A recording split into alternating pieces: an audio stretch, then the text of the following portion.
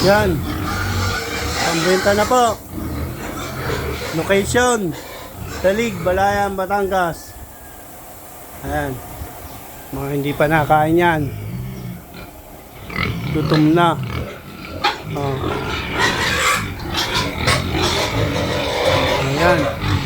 Ito po ay 39 heads. Pero ang ibebenta lang po dyan ay 37. Gawa. Ang dalawa po ay maliit. Panlitsyon. Sa panlitsyon ko ibebenta yan. Ay, sa panlitsyon na rin. Saka yung nakahigang yan. Dalawa po yan na mga nasa 50 to 60 kilos, mga ganon.